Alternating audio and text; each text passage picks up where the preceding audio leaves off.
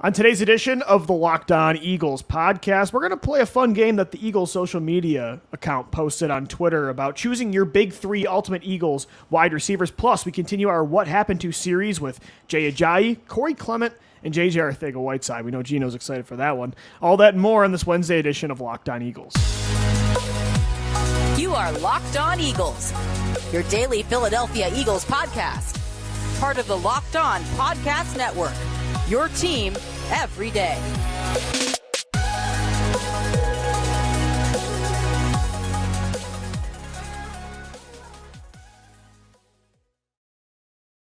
Thank you so much for making Locked On Eagles your first listen each and every day. Welcome in, Eagles fans, to a Wednesday edition of the show. Shout out to the Everydayers for making us a part of your day. We're part of the Locked On Podcast Network, your team every day. I'm Louie DiBiase, joined as always by my co-host, Gino Camilleri. Gino, how you hanging in there, man? No football for a while. This one, I don't know why. I feel like this dead zone, if you will, after the draft has felt like it's dragged on a lot longer. I think it's much needed for every Eagles fan because of the Super Bowl loss. And it was a draining year in a good way. It was exhilarating and then heartbreaking, just the roller coaster ride. But I don't know, for some reason this year, I think it is because I'm so antsy to get to this next season so I can remove that nightmare from my head. Like, the fact that that was the last game they played is still sticking in my mind, that this does feel like it's dragging out a little bit, at least for me. I don't know. When I'm looking up the supplemental draft that's happening for the first time in a couple years, things are that's slow. right, man. I forgot about the supplemental draft. NFL, man. When Gino's doing some scouting for the supplemental draft, that's when you know he misses ball. No, but I'm with you, Lou. I'm ready to get that taste out of my mouth of that being the last thing that we saw, right? And it really goes back to the early 2000s as well. You look at those years where you just laid an egg in 3 straight NFC championship games. And every time you're like, yeah, we had a great team. Let's go out there and do it again. And that's exactly what they did. But with this team and this situation in the NFC, Lou, it feels a little bit different. And that's why I'm excited to get there, because when you look at the grand scheme of where the Philadelphia Eagles lie right now, you have an elite quarterback, which I think you could talk about. You had in the early 2000s on the precipice of elite. You have a very good wide receiver duo, which you never really had, but when you had Terrell Owens back in 2004, you saw the reward, which you got out of that. And you've always had a great defensive line. You've always had a great offensive line, and your secondary is really good too. And in the NFL right now, Lou, it's a passing league, and we're talking about how great your connection is between the wide receivers and Jalen Hurts. I truly believe that we could see 3 guys in this offense potentially get 1,000 yards in the air. I agree. Call me crazy. Goddard probably should have if he didn't get hurt last year, Gino. Yeah, he should have came close. And yeah, right now in the NFC, Lou, you're saying if you go across this schedule, yeah, it's going to be difficult when you play the AFC teams, and you're probably going to be in some barn burners where you put up some big numbers. Yeah. But look at the NFC. Look at what you could do if you want to talk about like stat padding, right? And that's not really something that in the NFL you want to look at. But if you're going to talk about big performances, you can really do some damage in the NFC. And if you take care of business in the conference, losing a game to Kansas City, losing a game to Buffalo, it won't hurt as badly, because those AFC games, they don't count as much. They don't count in the standings when it comes to seeding, so on and so forth. So take care of business in the NFC, where what's your biggest threat at this current point in time? Dak Prescott with the same team that we've seen year over year, or Geno Smith, or what really is the big threat? Brock Purdy or Trey Lance? No, it's shooting yourself in the foot. It's shooting yourself in the foot and doing what everybody saw happen in the early 2000s. And that's also why I'm getting a little antsy, because I know this team has a huge opportunity to bounce back. This doesn't feel like a team that's going to be like the Atlanta Falcons. And I know they made it to the divisional round and almost beat the Eagles in 2017, but it felt like after that 2016 collapse in the Super Bowl, they were never the same. And with the Eagles, it doesn't feel like they're going to do that. And so I'm antsy to make sure that that is the case, because until they do hit the football field, the last game we know, it was heartbreaking, and that can definitely impact a team, right, and for the long term. And I don't think that's this team. I just want to make sure we can see that result. And, the first game or two where they just blow a team out of the water and they get back to what they were doing last regular season, I can kind of feel more peace about that for sure. Because on paper, they look primed to be again, we've said on the show, their upside looks even better than it did in 2022, which is saying a lot because I think that was the most talented team, and you do too, in franchise history. And, I like that you mentioned wide receiver because the Eagles social media team's been doing some fun stuff over that last few weeks. Today they did their ultimate, choose your ultimate Eagles team with $15. It's a classic, sports Twitter game. But they actually had an interesting one from last week, and you kind of talked about how this past year we had DeVonta Smith and A.J. Brown with 1,000 yards. Could Dallas Goedert have that as well and make it a trio that gets to, 1,000? It could happen. The Eagles have, to me, the best receiving core maybe they've ever had. And so the Eagles put out a question the other day with this awesome graphic of all the great Eagles legends at the wide receiver position and said, give us your all-time receiving core. And am I nuts for saying that 2/3 of that trio are on my team already? I don't know.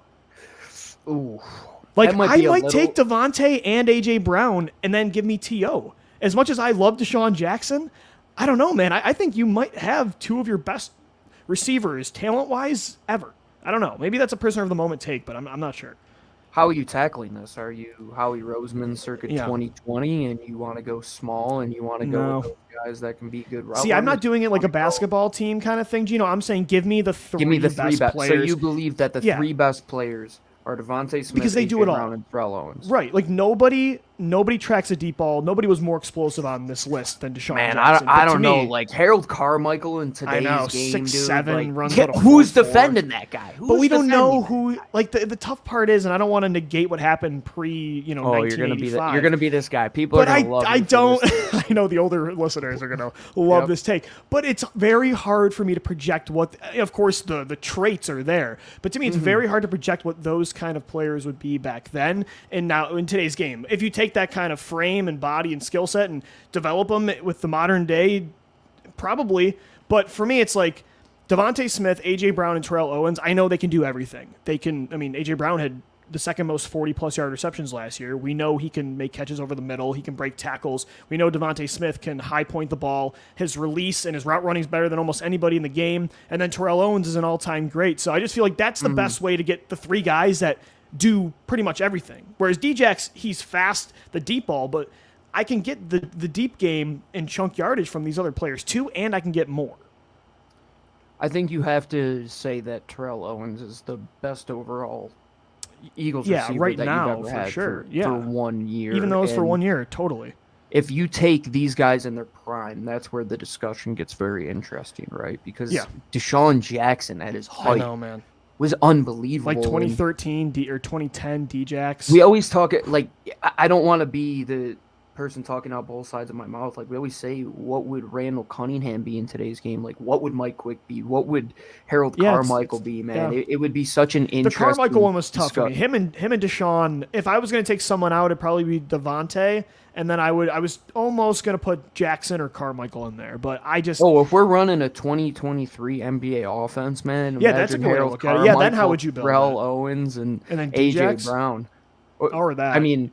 if you're just going big time. Yeah, just big. Where Harold Carmichael's going up against a Nikola Jokic in the post there, right? And the way I look at it, though, Lou, is when you're having these discussions, for a while we couldn't have this discussion. And I know. Since Jeremy Maclin, the descent of what was such a prestigious position in the 80s and the 90s with two of the all-time greats with Quick and Carmichael. You go back to the Tommy Fitzgerald days, way back when, man, the guy who led what would be the Eagles wide receiver core for years. Yeah. Tommy McDonald, sorry about that. I don't know why I was saying Fitzgerald there. Tommy McDonald, I drafted him a couple years ago when we did that Ultimate Eagles team, right? And now, once again, you're talking about two guys that can really do it all. And why are we talking about all of these wide receivers? Because they did everything for this team. And it was not just putting up big numbers in the offense, it was creating mismatches. Like Terrell Owens, 2-on-1. I mean, he's going to beat you no matter what in the Super Bowl with a broken freaking leg, man. To quote Kurt Angle, he always says it with a broken freaking neck. Terrell Owens, the guy had his legs screwed together, and he goes out there and puts up a heck of a performance. And the last point I wanted to make, Lou, would you remember A.J. Brown or Terrell Owens' performance more in a Super Bowl loss? Ooh, it's got to be T.O. just because of the broken leg storyline, too. And I mean, they were both absolutely incredible, though. I just had that thought before. And I think DeVonta's Super Bowl performance was amazing. Over 100 yards. We could debate that in a couple years from now. What is the best Super Bowl I agree. loss from a wide receiver? Yeah. And real quick, before we take a break, I don't want people to think like I'm trying to negate Harold Carmichael. He's a Hall of Famer. Yeah, that's not what I need right now. He's a Hall of Famer. If you were building a receiver in the lab, it would probably look like that. Again, it's tough for me to like get passionate about a player when I didn't watch them at all. So I totally get why you'd put Carmichael in there over DeVonta Smith, AJ Brown, or Terrell Owens. Just for me, like if I was building my trio right now, I'd probably go T.O., Brown, and DeVonta. But it's a fun exercise, and I live for those kind of tweets in June for sure. It definitely gets everybody going, at least to buy some time until training camp. And speaking of buying time, we've been having fun with the series we've been doing over the last few weeks. Our What Happened To series, where we take a look at some younger Eagles that maybe blew up early, but they, for one reason or another, couldn't sustain that success, or they came into Philadelphia with high expectations, and why those guys did not pan out in Philadelphia. We're going to continue that series. Coming up next with two running backs that helped you win your first ever Super Bowl, and Jay Ajayi and Clement. That's coming up next right here on the Locked On Eagles podcast. And guys, today's show is sponsored by FanDuel. Baseball season is in full swing, and there's no better place to get in on the action than FanDuel, America's #1 sportsbook, because right now, new customers get a no-sweat first bet up to $1,000. That's up to $1,000 back in bonus bets if your first bet does not win. Just go to FanDuel.com/lockedon to join today, so don't miss your chance to snag a no-sweat first bet up to $1,000 when you join FanDuel. Are the Philadelphia Phillies going to turn things around like sometimes they do around this? They get hot in June and July. Bet on the Phillies or whatever your MLB pleasure at FanDuel.com/lockedon. FanDuel, the official partner of Major League Baseball. Major League Baseball trademarks used with permission. All right, Eagles fans, we're continuing on this Wednesday edition of the Locked On Eagles podcast. Thanks so much for making us a part of your day, your first listen each and every day. And Gino, we're going to continue our What Happened To series. So we're going to talk about your boy JJ Arcega-Whiteside in segment 3, but I want to go a few years before that in 2017. The Eagles, to me, I think it wasn't a missing piece because they were the hottest team in football. But would you agree when they traded for Jay Ajayi, that really was the missing piece where it's like, okay, the best passing team in the NFL with the MVP quarterback and all these new receivers and a great offensive line, what did they not really have? A dominant run attack. They were winning in spite of LeGarrette Blount in that run game. They bring in Jay Ajayi, and especially when Carson Wentz went down, I think he carried the load, right? Like J-Train, it was only half a year, but his impact in Philadelphia was massive. The play that really made it clear that he was going to make an impact was when they were playing the Cowboys, and he almost broke that thing for nearly 75 yards, right? And you're saying, we didn't have a guy that could do this. In his first game, too, against Denver, Gino, he broke out that huge 40-yard touchdown run. Mm-hmm. He 100% did, and you're thinking he's going to do it again, and he's really going to solidify himself as the lead back here. And I don't want to shoot down what LG did in that offense. You look at that Chargers game earlier in the year. And in the playoffs, too, he was incredible. That run against the Chargers might be one of the closest runs you can get to a beast mode type of run, right? Philly never saw a run like that. We saw McCoy juking and Westbrook, but Ricky Waters, but we never saw like a power back to say, you can't take me down. I mean, you have to go back to the days of Deuce, right? Like that bigger, thicker back that you really can't even take Montgomery down the back in the 70s. I don't know. Yeah. Talk about basketball team. What Jay Ajayi did to that backfield. One, was it leapfrogged what would become the NFL trade deadline that we know today. That was really the year that things kicked into high gear. I remember because of Howie, watching the trade deadline show on ESPN the year before, walking on the treadmill, and they're talking about, can Elshon go to Philly? Can Torrey Smith go to Philly? Well, they both went to Philly the next offseason via free agency. They didn't get traded there. And Herm Edwards was talking about them trading for some backup tight end from the Raiders. And I'm thinking, we need to move beyond this as a sport, that we actually have to make some moves. And then the next year you see Jay Ajayi come in and what his impact at the deadline, at that position especially, where they had that offensive line where it really was plug and play. We just need somebody that can get those explosive runs that can take the weight off of our pass and game. the efficiency, Gino, was so in much better with Ajayi and Blount. Yeah, that's the thing is, and even when Nick Foles was in there, and before that Vikings NFC title game, there really was no threat of the pass, and Ajayi was still ripping off 4 or 5 yards a pop, and he really did carry that offensive production in that Raiders game to clinch the 1 seed. The Atlanta game, the divisional round, I thought he was your best offensive player outside of the line, like when it comes to a consistency basis. Then he averages like 7 yards a carry in the Super Bowl. You look at him and Corey Clement, who, of course, had 100 yards in the Super Bowl. We all know that performance. Should have been Super Bowl MVP if outside of Nick Foles, of course, was the second best player on the Eagles in that football game on the offensive side of the football. And I think me and you, at least for the first year or two on the podcast, or at least 2018, we were saying, okay, this is our, LeGarrette Blount's gone. Our new duo at running back is going to be Jay Ajayi and Clement. And why do you think that just died so quickly? I think with Jay, we know. I mean, it was just the arthritis, right? It was the Chernobyl effect of his knee, right? He was so talented. The fault with Chernobyl was that there was always an issue to begin with, and that was the unfortunate thing with Jay. And the reason why Miami didn't want to pay him was they knew that knee was a ticking time bomb. It had a shelf life, right? What he fall to the 5th round coming out of Boise State? Yeah, they had anticipated him being a 3rd round-ish pick, and then he has that knee injury, of course. And you see that especially in running backs, how easily these guys decline once you lose that little bit of burst. And nothing was more evident, Lou, when you saw him come in, how good he was. And then just a year later, to see that loss of explosion. And just in the NFL, if you lose 0.1, 0.2 seconds on your 40 time, you're talking about getting tracked down in the open field, which JJAW already was a 4.5, 4.6 type of guy, talking about that Dallas run where he did. Exactly. And Clement was the same type of way. He was a flash in the pan type of player where the flashes get you fired. Like, what happens if you do just go all in and he is your next duo with Jay Ajayi? What if you didn't have a long-term plan beyond that? Well, they didn't.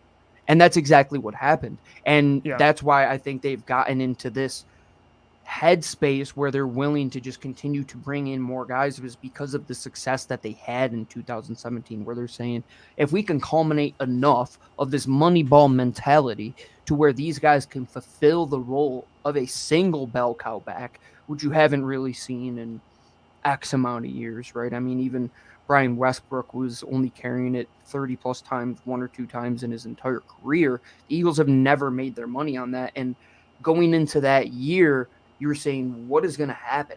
What are they going to do? They signed LeGarrette Blount late in training camp, right? They signed him in May, and they don't get Jay Ajayi till late into the year, and Darren Sproles is hurt. And when Darren Sproles went down, to put all your eggs in the Darren Sproles basket at that time was a very reactive mentality. And it was a necessity.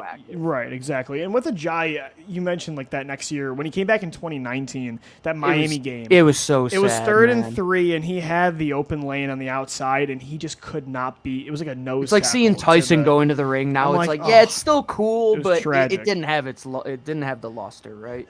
And with Clement, I almost think we need to it's almost better the way it happened. I'm kind of glad he didn't really become this consistent player, because it adds to the lore of Super Bowl 52. It's here's this guy that, like his quarterback, for one game and one game only, literally just caught lightning in the bottle and wasn't even a receiving back that had 100 receiving yards, Gino, in the game. You see so many Super Bowl heroes like that came out of nowhere. Jacoby Jones with the Ravens, Malcolm Smith with the Seahawks, Chris Matthews with the Seahawks. People forget in the first half against New England was amazing. And I think it's kind of cool that actually that's what it was more than anything.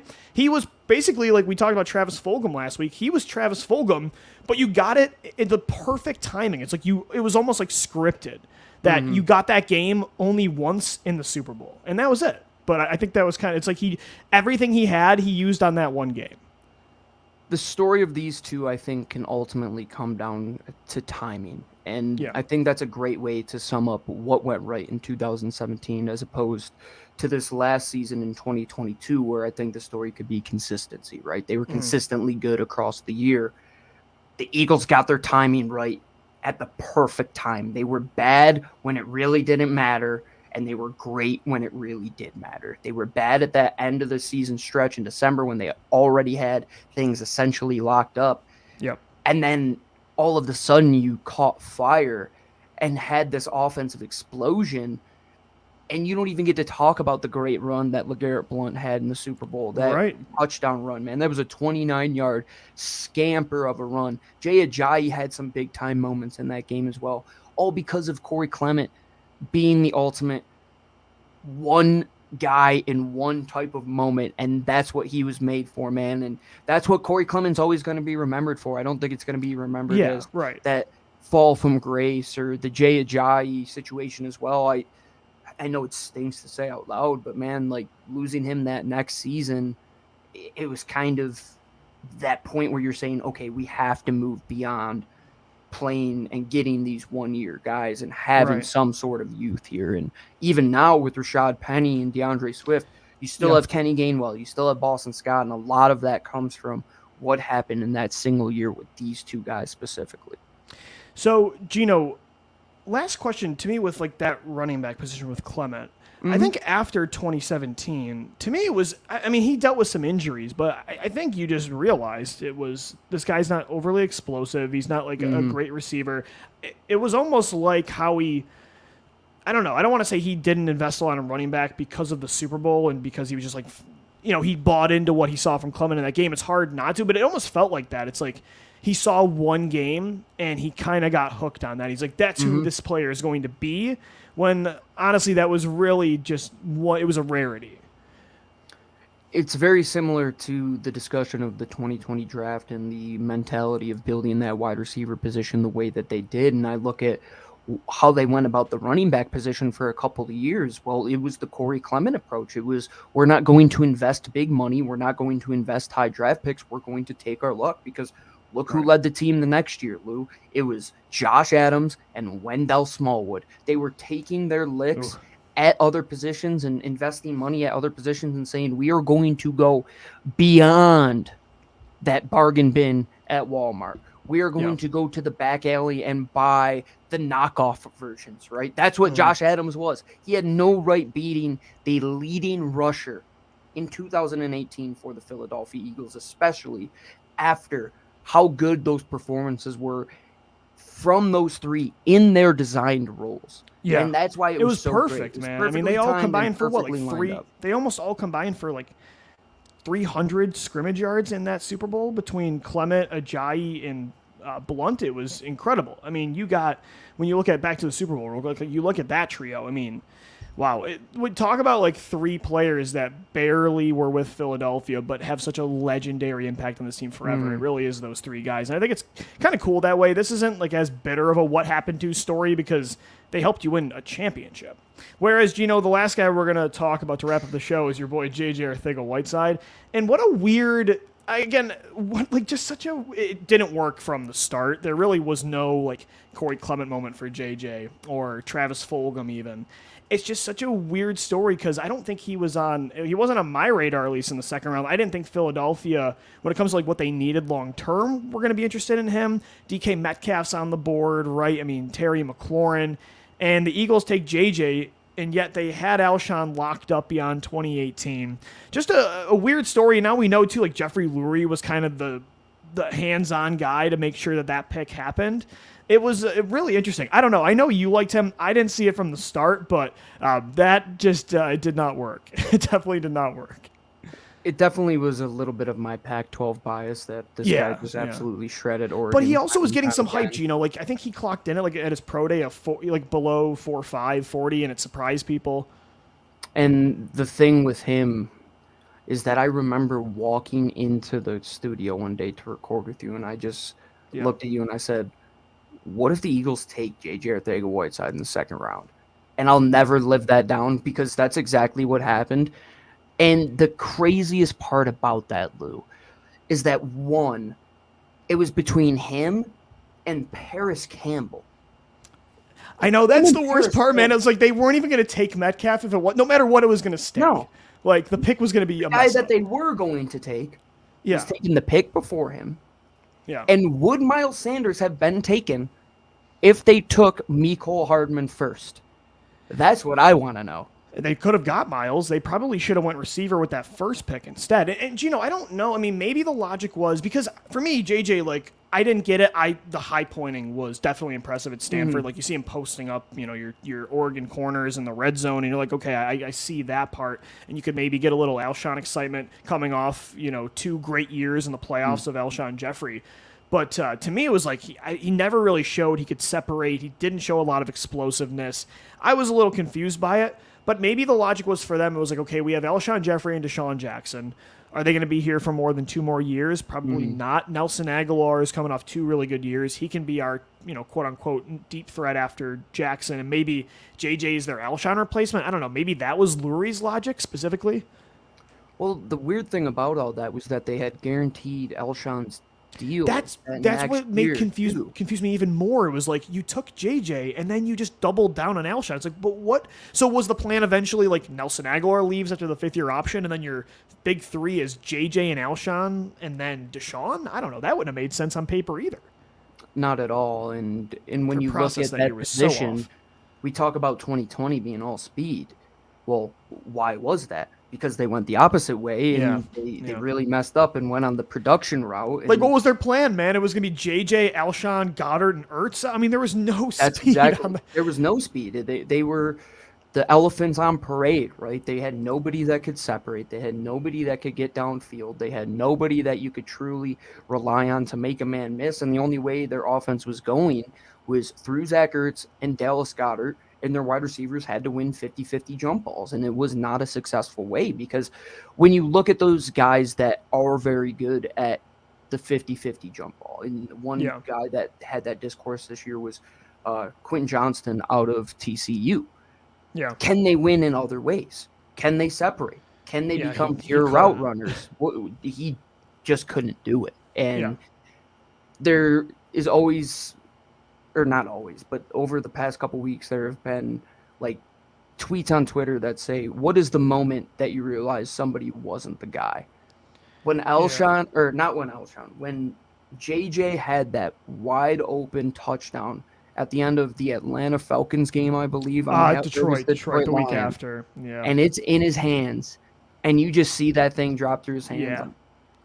That's what people had to see maybe on like Black Friday when the stock market dropped, and you're just like, okay, it's over. Like, pull out all our money. This guy's done. It's a sunk cost. He's never going to be good at this position. And then it was just so demoralizing to watch DK Metcalf tear you up in the playoffs that year in the wild card round. I mean, just brutal. Because me and you were all in on the Metcalf train for the first round. I mean, that was our first or second lockdown mock draft we did together, and we had the Eagles taking DK Metcalf. Yep. So, yeah, I mean, definitely. No, that was actually the first mock draft we ever did. So, I don't know. I think kind of like the Rager pick, Gino, it was just the Eagles too hyper-focused on fit, some sort of style and eventual replacement, and I think that definitely bit them. And you're right, though. You mentioned it earlier. It was also a college production thing.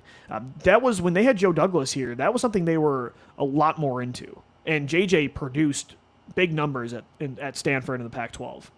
If you look at the relative athletic scores of the guys out of that draft, it's nothing compared to what it is now. The Eagles just continue to draft very good athletes at every single position across the board over the last couple of years. And you look at JJ, right, and you're like, this guy's a 4.6 runner. Yeah. Not great laterally. You were all in, man, though. You bought his jersey. I did. I still have it hanging in my... That's a great jersey now, though. I think it's funny. Here. Like, you should wear that if you ever go to a 100%. game. I mean, I'm the JJ guy. Like, yeah, right. You got to own it. I mean, I was the Rager guy. I was the Jack Sparrow going down with the ship with JJ. And the unfortunate thing about JJ, I think it was the circumstance... Yeah, I think it was the situation in Philadelphia at the time, too. He also just wasn't good enough to be that high of a pick, right? No, I mean, it wasn't really his fault. And he always worked hard. I mean, the kid said, I'm going to try to play good on special teams. I'm going to move to tight end. I'm going to do whatever it takes. Jalen Reagor didn't really show that kind of effort, so I always admired that part of JJ. And he did make one really nice play. He did have his one moment in 2019. It was the Monday night game against New York that started that 4-game win streak to win the division.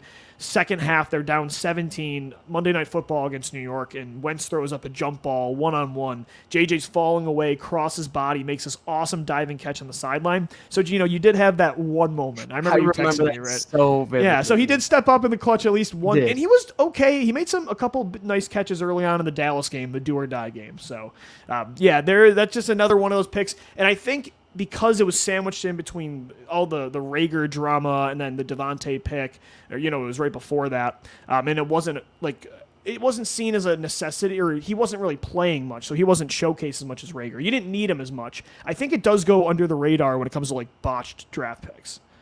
Yeah, I mean, that's a high-quality pick, man. That was pick 55, if I'm not mistaken. And brutal. And all the receivers that went after that in that class. That pick. Tough to swallow. Walked away with a total of 16 receptions, 290 yards. Like, it was bad from the single start. Touchdown. And his only touchdown in Philadelphia, Lou, was on a fumbled ball that he picked up. That's in the right, end against zone. Baltimore in 2020. Good Lord, man. Script it, man. I wish I had the audio file still of you screaming JJ Arcega-Whiteside. Oh, I have the video. I'll put it up. Yeah, we'll pull it up one of these days. It's funny at this point. Yeah, it's no, for sure. I mean, we get, everyone's got good takes, everybody's got bad ones, and it wasn't just you. The Eagles owner was all in and made sure this was the pick. But this is a good discussion and experiment when it comes to why we might have got guys wrong, why we might have evaluated a position a different way. And these exact discussions happen inside of NFL boardrooms and NFL draft rooms and player personnel rooms. I mean, this is always going up. Why did we miss there? How can we get better? Well, what did they do? Instead of drafting guys like JJAW, they went out and drafted guys like DeVonta, somebody who went to the SEC, is a Heisman Trophy winner. And hey, man, failure teaches, and I think the JJ, without the JJ pick, you don't have DeVonta. You 100% you don't have AJ Brown. So I totally agree. Definitely interesting to see what happened to these guys. We're going to continue the series throughout the week, guys. Let us know if you have any player suggestions who you want us